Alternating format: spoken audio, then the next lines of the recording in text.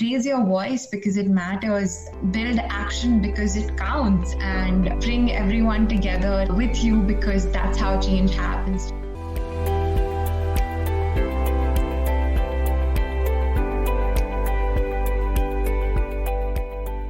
Hi everyone, I'm Natalie Alexander and welcome to The Next Page, the podcast of the UN Library and Archives, Geneva, designed to advance the conversation on multilateralism.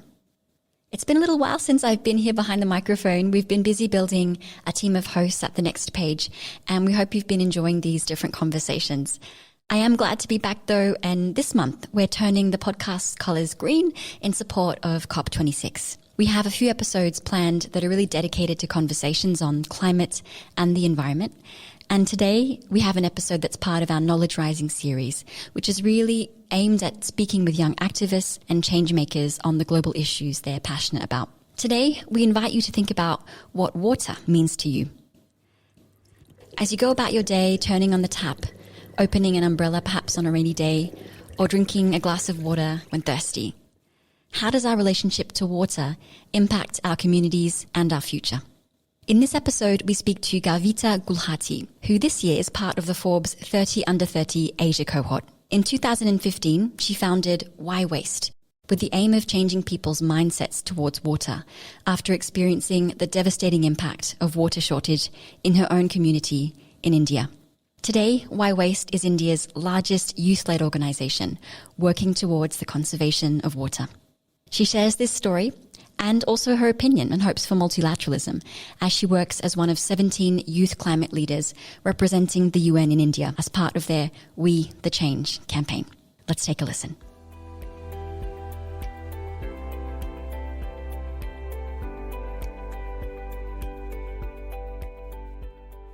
Garvita, thank you so much for joining us on the podcast. Thank you so much for having me, Natalie. I'm extremely excited to be here. Well, thank you so much for taking the time. Can you tell us a little bit about yourself? How did you come to create Why Waste? Yes, absolutely.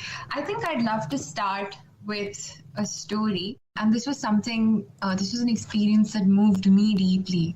So a couple of years ago, I was taking a trip to Ahmedabad, which is a city in the state of Gujarat in India, with my family. And we were visiting one of the oldest step wells in India. And the architecture was absolutely phenomenal. And to think that, there was a structure that was capable, and to see, such phenomenal engineering when it came to collecting water, but, not being consumed was, for me, interesting, exciting, but at the same time baffling because I wondered why we weren't using it. And in the process over there was this little girl who was following me all around, as we were walking. She was short, slightly frail, and wearing, nearly tattered clothes.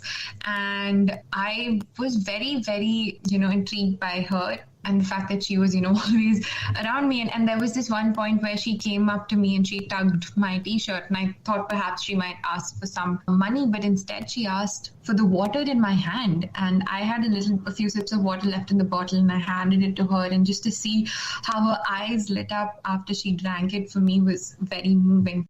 So I from there, I sort of went back home, started reading more about, issues, the water crisis, about farmers who were taking their lives due to the lack of access to water, and women and girls who were walking miles just to get a glass of water that, we often get without even moving a finger. And all of this information for me became very overwhelming, and I didn't know what to do. I didn't know where to start. And that's when I came across this piece of information that said 14 million liters of water gets wasted every year simply in the water that we leave behind in glasses at restaurants. And it immediately reminded me of that little girl for whom just a few sips of water meant the world, and where we leave it without even thinking, for even a second pondering on perhaps why we're wasting this water.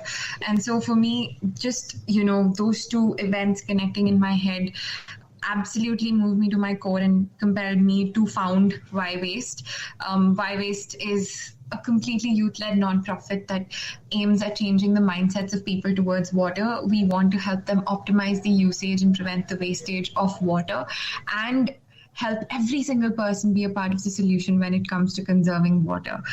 We started our work with restaurants, with, reaching out to them and helping them find ways in which they can conserve water. Of course, there were many hurdles to actually getting our solutions implemented, something we can come to, and how we actually made it happen. All that went behind. And today we continue to build various solutions. Like, for example, we've written a book called The Sustainability Stories that inspires kids to be the change while learning about sustainable issues, and also developed a mobile application that helps you calculate your water footprint and then learn simple ways in which you can save water. And so really the goal of what we're trying to do here is help every person be a part of the solution when it comes to water conservation, and make each and every person realize that they can contribute to making a difference when it comes to preventing perhaps what could be a third world war on water. Amazing. That's an incredible story. So something so kind of close to you in terms of an experience that launched you into creating Why Waste. Well, I would definitely love to hear more about Why Waste in just a moment. As we began, I really wanted to ask you, as we come to this conversation on water, if there were a few words that you could describe to, signify what water means to you, what would they be? I think for me, water is life. Water is called the universal elixir of life, and that is what it is. It's what brings smiles to faces. It's how you start your day. It's what, helps you quench a parched throat. It's what helps create every single thing around us today. It's a part of every being. We are ourselves 70% water, and so for me, water is life, and there is really nothing, I believe, that you can do without water. And honestly, if you do ponder, close your eyes for a second and really think of your day and try to imagine even one day that you lived without water. You can live a day without fossil fuels, you can live a day without electricity, but you cannot live a day without water. And that's just how powerful it is as a resource. Incredible. So, I'd also invite our audience to think about, this question, what does water mean to you? Kind of like Garvita said, closing your eyes to think about all the ways that water impacts our daily lives as we continue this conversation. So thank you for that. Let's move back to Why Waste. And you've already kind of explained its mission. It's a youth-led team, and you've explained a few of the examples of what you do. Can you kind of take us through the journey? So you began in 2015. How did it go in terms of setting up your organization and kind of getting people on board to change mindsets and conserve water? Yeah, I think we started out as perhaps a campaign, and I don't know when we became an organization, but I think that's the beauty of, doing something when you're just deeply passionate about it. And when we, started out, it was very, very simple, just trying to visit restaurants and convincing them to save water, helping them learn different ways in which they can conserve water, and adapting different methods to prevent that water that was being left behind in the glasses from being wasted. So really it started out with us, visiting restaurants with these solutions, but unfortunately a lot of them did not want to take advice from teenagers, and in a few ways also our solutions didn't fully comply with them belonging to the hospitality industry, which was for us a great learning, because we realized that it was important for us to empathize with the current situation and with the system that we were trying to change, which was the restaurant system. So sort of took a step back from there, and while we were suggesting solutions like why don't you keep a jug on the table or ask customers when they want water, we realized that a lot of these solutions were things that these restaurants couldn't comply with because they were the hospitality industry. And so, like I mentioned, took a step back. I would have, as a research project, you could say, perhaps visited over 100 restaurants myself over the weekend after my classes in the time that I got free, tried to understand that ecosystem more deeply, tried to understand the root cause of this problem. Why is it really happening? And that's when I discovered that in the 1800s, there was a rule that came out that said every restaurant needs to give its passerbys free restroom and water. restroom services and water. And I really realized that it was that one simple policy that translated into something that was hospitality, something that restaurants were being graded at. So there needed to be a solution that sort of helped the entire ecosystem, or that every single entity in this system was, that it was conducive to everyone. So we had the restaurateurs, we had the managers, the waiters, the customers, and of course the goals that we as an organization had set up. And that's when I came up, after a lot of trial and error, with the idea glass half full. So glass half full is a very simple concept where you fill your glass only half instead of filling it full. That way you take just as much water as you need, you don't waste, and eventually you are compelled to realize that and you're compelled to look at water with a positive perspective, because you're looking at the glass half full, positive and optimistic. And this sort of became a very exciting movement in restaurants across our community. But then I realized that this needed to be taken to restaurants across the country. And if I, as an individual, or even we as a team, tried to visit every restaurant in India, we might not be able to bring this to life in our lifetimes. And there had to be an easier way to reach all of them. And that's when I identified the National Restaurants Association of India and decided to write a petition to them, because they represented 5 lakh restaurants across the country. Petition to them for over a year. I would have, written to them hundreds of emails, made so many calls. Our petition had almost 20,000 signatures. And I think every person I spoke to over that entire year, I asked them if they knew someone at the NRAI so that we could reach out to them and really bring this to life with restaurants across the country. And after about a year of trying to reach out to them and convincing them to take this forward, they finally agreed. And on World Water Day in 2019, we launched the glass half full movement in restaurants across the country, which was able to prevent over 10 million liters of water from being wasted and reached over 6 million people. So that was really the story of glass half full, which honestly today is living a life of its own. Even now I get calls from organizations, entities, corporations, governments, schools from across the country and even the world who are adapting glass half full in their own way, in their own ecosystems, and conducive to their environments, which is so exciting to see, because it's become an idea that belongs to the people and that everyone can relate to, and that everyone has realized that they too can pioneer. And I think that while a lot of people in the initial days had told me you should perhaps patent your idea, I think for me what held me back was to realize that ideas of change are successful only when they belong to the world. And that's why it's extremely humbling and an absolute pleasure to see glass half full today living a life of its own. And that's sort of the story of the glass half full. And I think one of the biggest impacts that we saw it have was not just in restaurants, but also people going back home and telling us that it's not just in restaurants that we were seeing water positively or at the conservation level, but in every activity that we were doing in our homes, we started looking at how much water we were consuming and trying to see if there was a way we could perhaps, save it or prevent it from being wasted. And I think that was one of the biggest successes of the movement.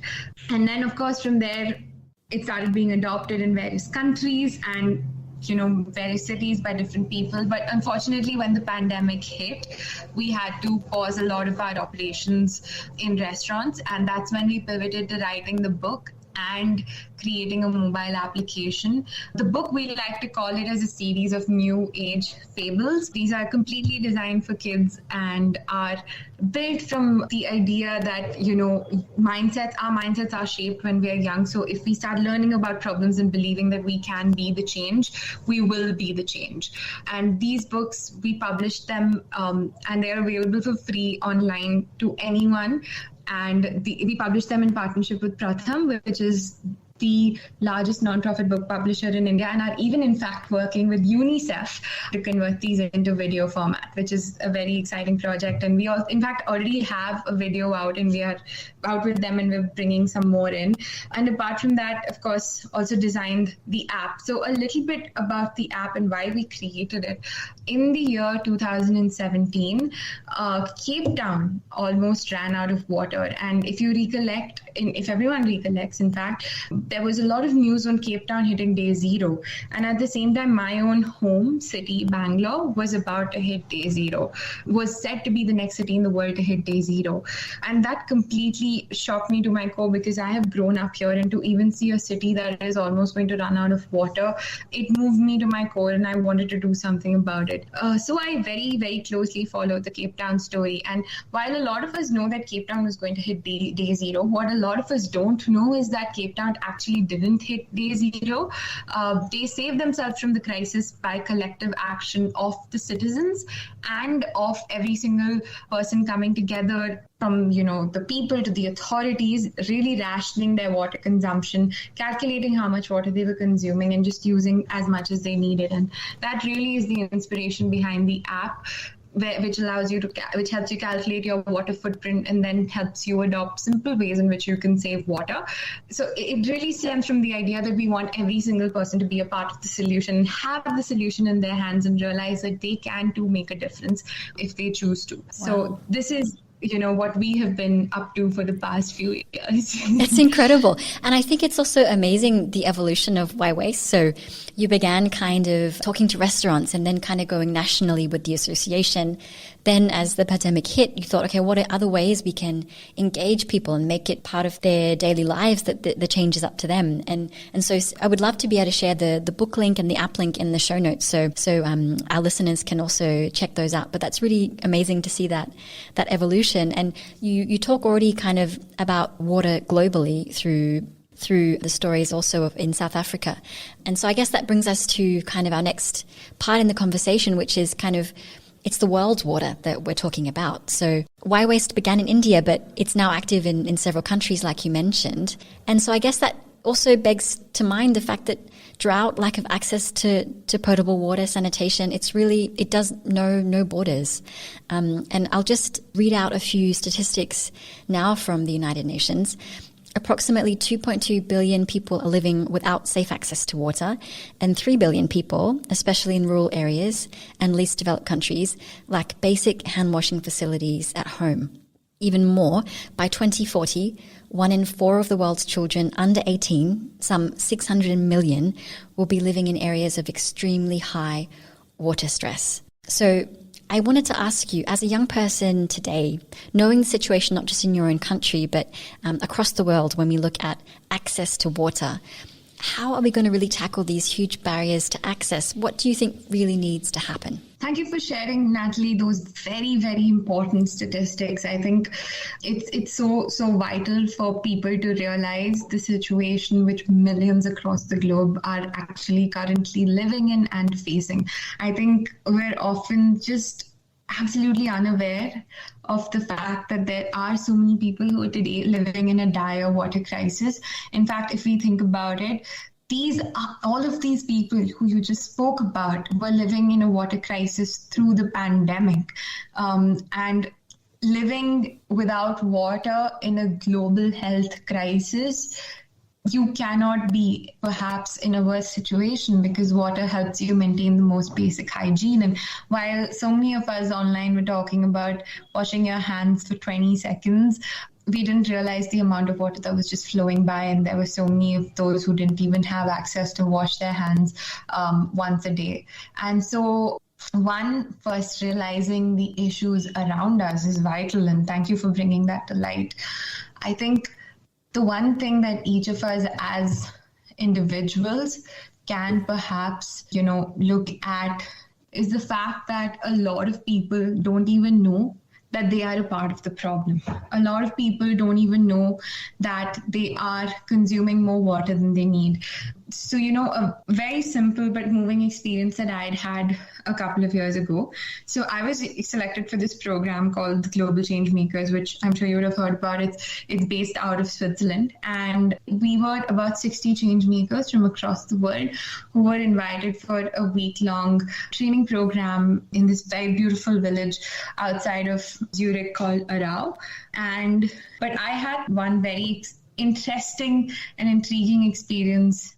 So I conducted something called a water table. each of us, all 60 change makers, were allowed to sort of host something interesting and talk about the issues that they were tackling. So what I hosted was something called a water table, and had a bunch of folks from various countries. And what I did was got everyone to reflect on their day. So I simply write down how much water they thought they were consuming on a daily basis.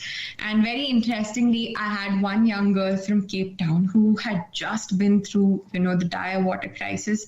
And I had a girl from Switzerland who, in a lot of ways, didn't even know how much water she was consuming. And for me, it was very interesting to see how so many people, while who are, keen to be conscious, who are aware, are still unaware of simple things like how much water is being consumed by them on a daily basis, because these are through processes that we didn't even know were consuming water. So something like flushing your toilet once actually consumes 15 liters of water, just one single flush. Every time you shower for just 5 minutes, you're consuming 80 liters of water. And these, while, you perhaps want to, be able to save this water, you don't even know that you're consuming it. And so I think the first step is really helping people realize that they are consuming water is perhaps key to helping them learn different ways in which they can save water. I think when it comes to bringing together policy and people, I think the first step that we as individuals can perhaps take is to reduce our consumption aggressively. There is clearly, Cape Town has shown us that there is this possibility that we survive only on 50 liters of water per day, while an average human being actually consumes over 450 liters of water on a daily basis. So realizing ways in which we can reduce our water consumption can be the first step. And I'm not even talking about reusing and recycling, because perhaps these two processes still take up energy to produce and reform. Cutting energy demands by using less of it is a highly effective step on this path. And in fact, for our basic needs, we must pressurize policymakers to help make renewable energy and sustainable resources more easily available in our daily lives by choosing these options for ourselves. So for example, if we were choosing processes and if we were choosing, conducive methods for us, that naturally compelled us to consume lesser water, we would, be contributing in a very large way to also compelling governments to create policy and compelling businesses to change their strategies. So a very simple example for this would be, I'm not sure if many people know this, but before you perhaps, continue listening to the podcast, but perhaps pause it once I ask this question. How much water do you think is consumed in manufacturing a pair of jeans? Maybe Natalie, you can give it a go. Repairing jeans.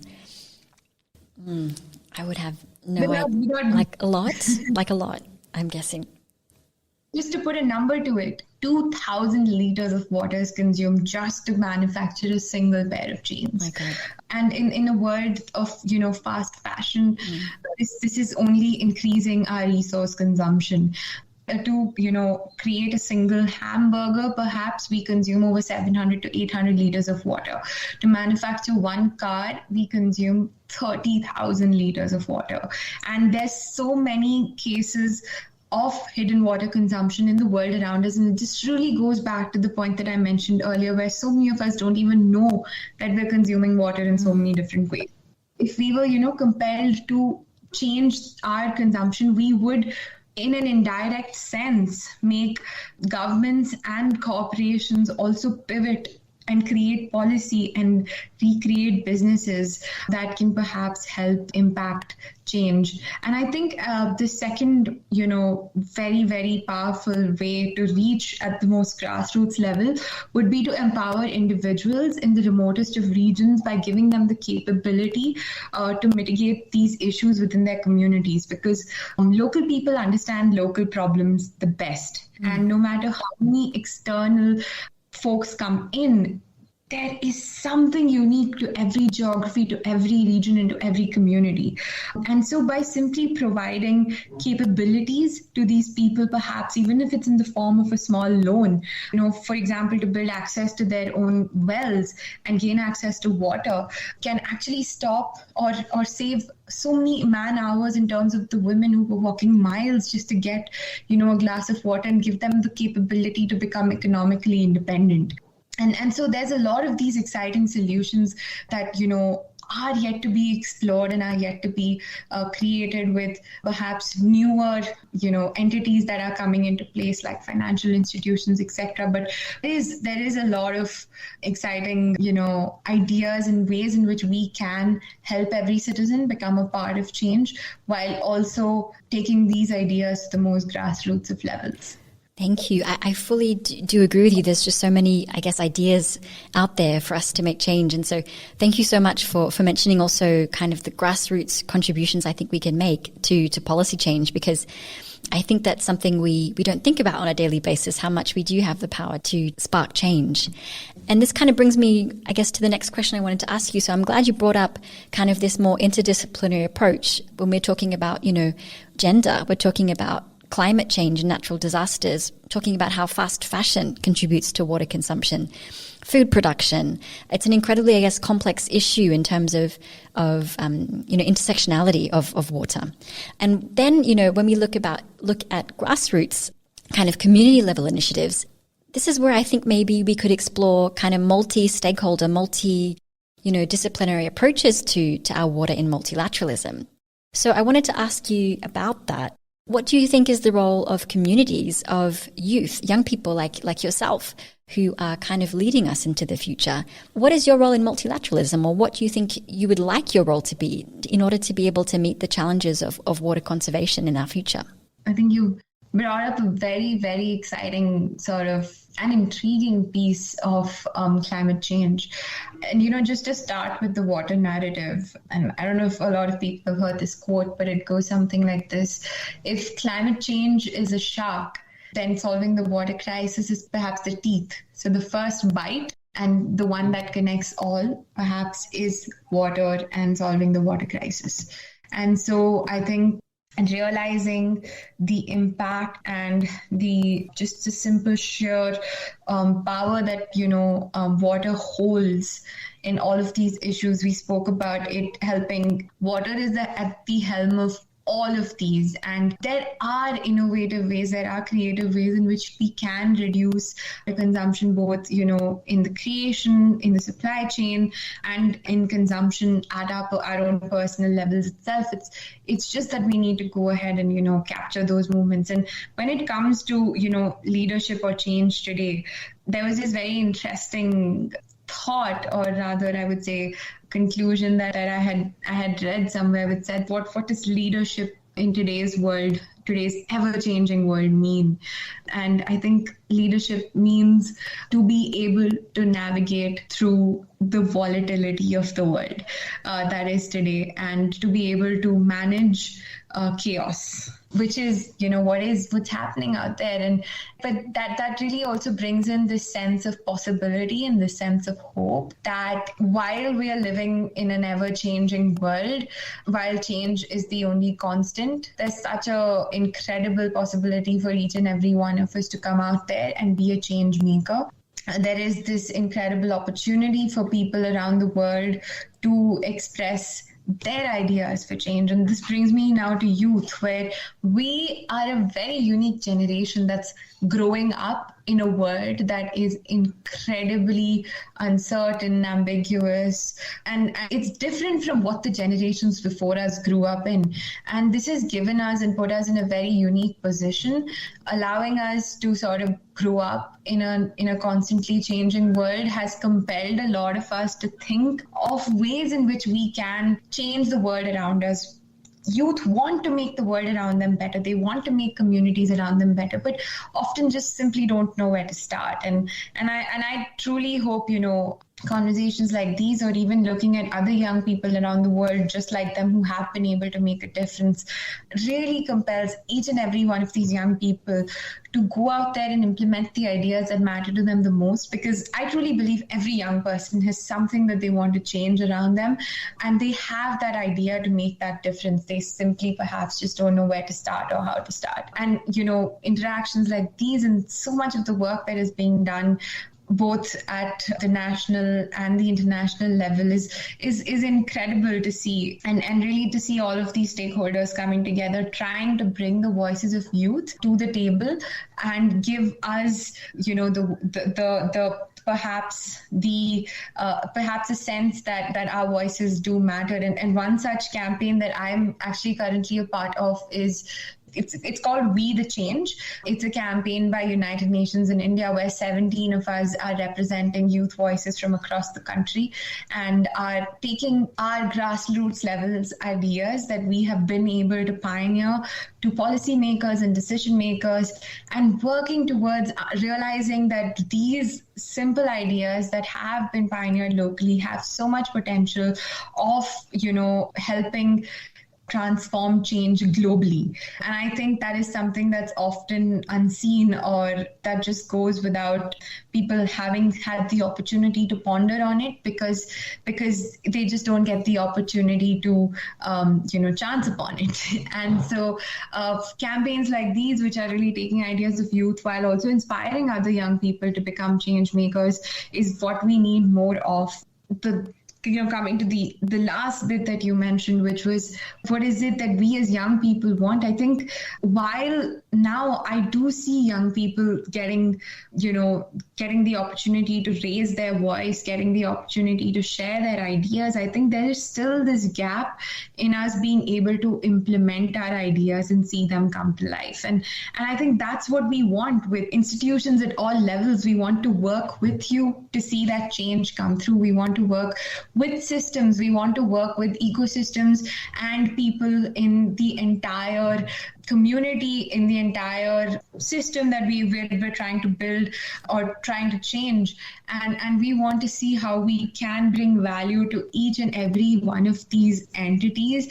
And we want to see it through. We want to be a part of that change. And, as a very simple example, when I spoke about our collaboration at Y-Waste with the National Restaurants Association of India, it was so many stakeholders involved in the process. And to bring to each and every one of these single individual entities what this perhaps collaboration or this campaign and how it would benefit each and every one of them individually was one, of course, incredibly unique, because there was a different advantage in place for all of them.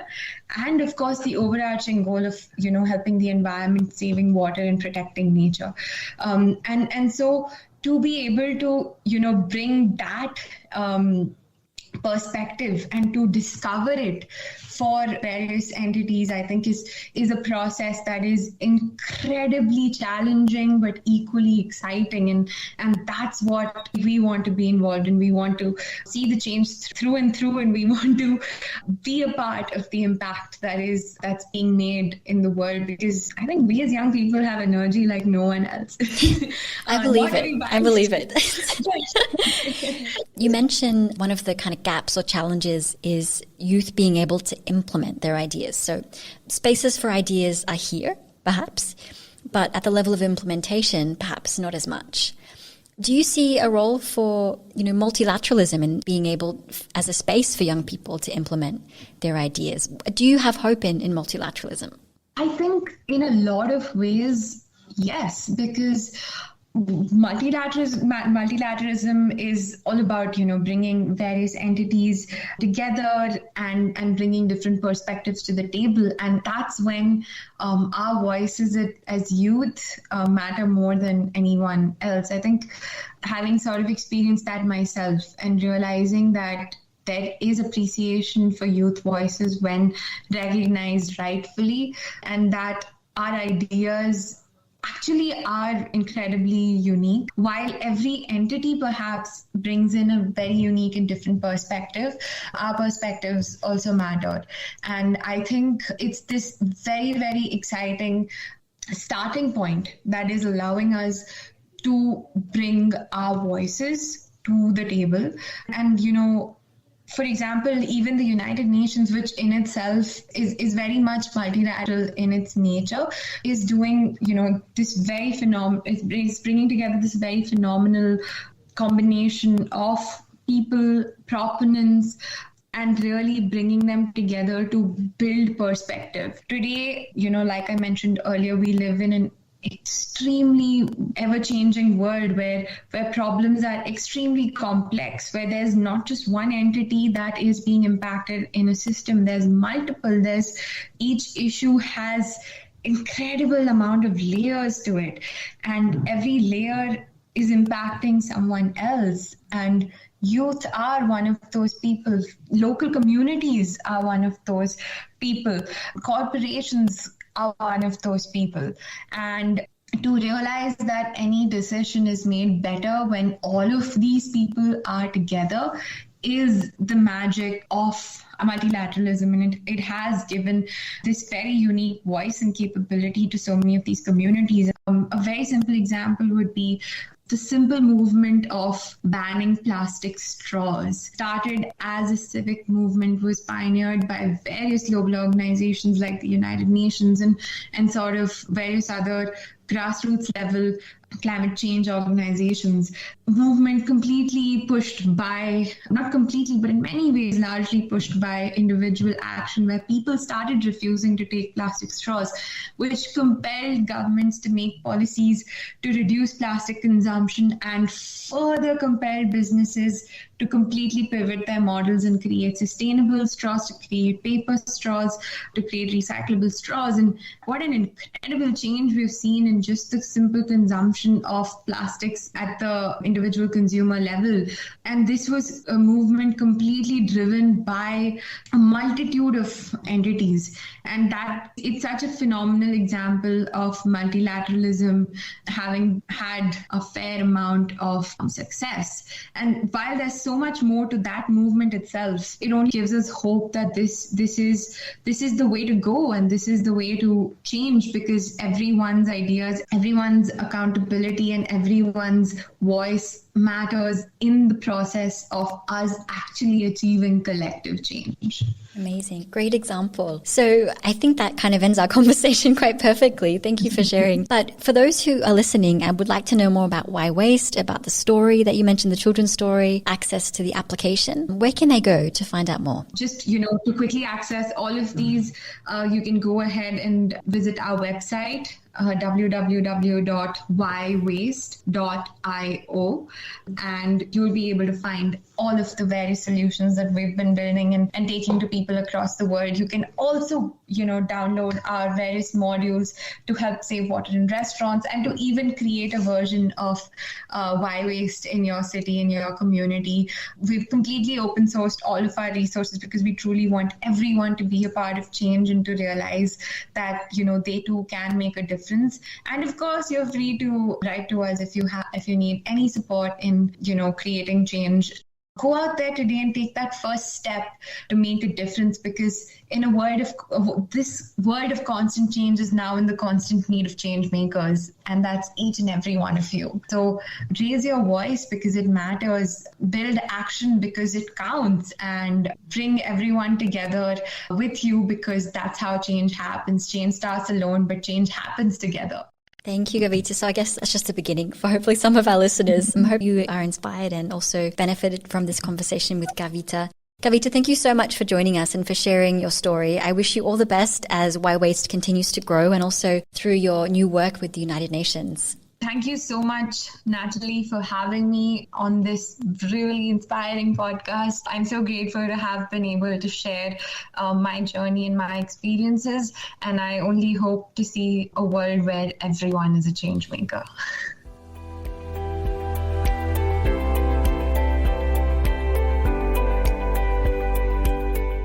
So there you go. We hope you enjoyed the conversation with Garvita Gulhati. You'll find all the links to resources mentioned in the conversation in the show notes for this episode. If you liked this conversation, we'd love if you could take a moment to subscribe, rate, and review us over on Apple or Spotify. And don't hesitate to share your ideas for future episodes with us. We'd love to hear from you. Until next time, take care.